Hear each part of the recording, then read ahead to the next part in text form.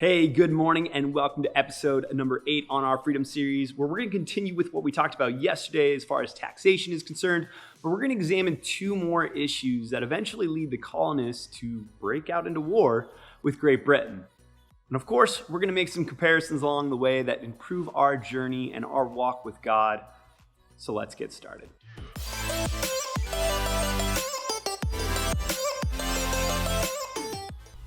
Every time I taught about the American Revolution, what we always talked about was this breakup. And I would always use the example of a boyfriend and a girlfriend breaking up. And it's not always just one thing. There's usually a whole lot of things that are causing somebody to break up with somebody else, unless there's, of course, something serious. But in the case of the American Revolution and the American colonies, they're bringing a whole bunch of grievances. And it wasn't just about taxes, as we talked about earlier. See, taxation leads to everything, but there's this big phrase that comes after it.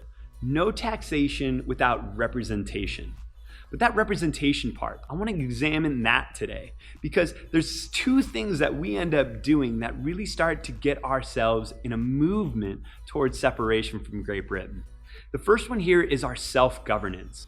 See, what that means is that the American colonies really started their own government. It was actually called the First Continental Congress. You may remember it, you may not. It's actually our first government for all intents and purposes, which makes George Washington not our first president. Fun history fact, but probably confusing. Because that was established in 1774. A Declaration of Independence wasn't signed until 1776.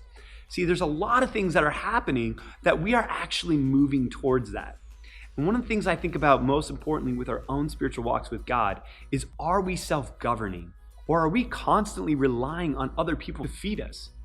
Are we doing what we need to do with our own walks with God to take ownership for ourselves? See, the American colonies knew that if they were completely dependent on Great Britain, they'd always be under the rule of the king. And they would never have their best interest in mind, because nobody knows your heart like you do. So when you take your own spirituality and you take your own walk into your own hands, you're actually able to move yourself in a very unique direction that is according to what you know God has planned for you. You can listen and be mindful of what the things actually are. And the second thing, of course, with this breakup is failed negotiations. Now, with any negotiation, there's always this agreement with what's good and what's bad.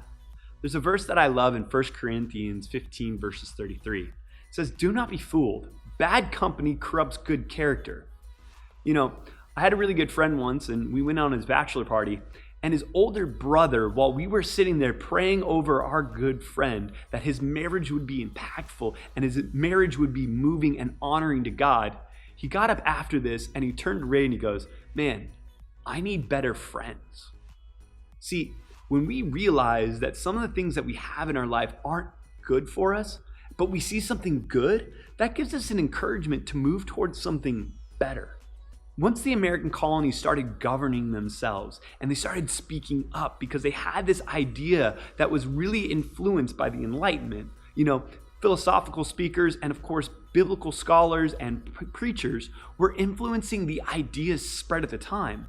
And all of these new ideas came together and it started these conversations. And these conversations started speaking of rights, as we call them, natural rights. And this movement is eventually what breeds on this whole foundation, which is establishing the Declaration of Independence. See, all of the things listed in the Declaration of Independence are all the grievances against the king. It's the perfect breakup letter. I don't know if you ever wrote one, but it would have been the perfect breakup letter because it lists everything that they wanted to step away from and walk into. And in our own spiritual lives, maybe we need to write our own to our old selves and say, no, this is the way that used to be done, and I want to go into a different direction. And I hope that's an encouragement to you, because there's going to be some things along the way before you actually sign that Declaration of Independence, because here's another side note for history. There were several battles that ever took place before the Declaration was even signed. You know that shot heard around the world? Yeah, Battle of Lexington? That happened a year and 3 months before the signing of the Declaration of Independence, because God is going to move in you and the devil's coming after you, and you need to end up doing those.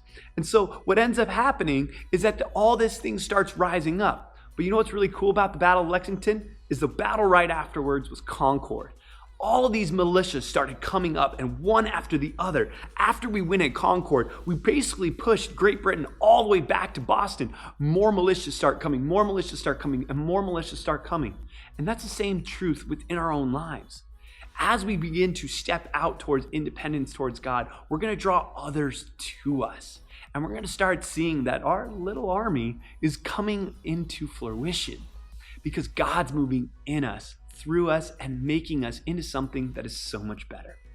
You know, America has its own problems. We know that. But the foundations that we established in this breakup letter are what really govern the heart of America. I hope you stay tuned to the end of this because I found some interesting quotes that our founding fathers used as basis of the Bible. I hope you enjoy those at the end. As always, thanks for letting me geek out a little bit on this history, and I hope you learned something about your own walk today. I love you guys and hope to see you tomorrow.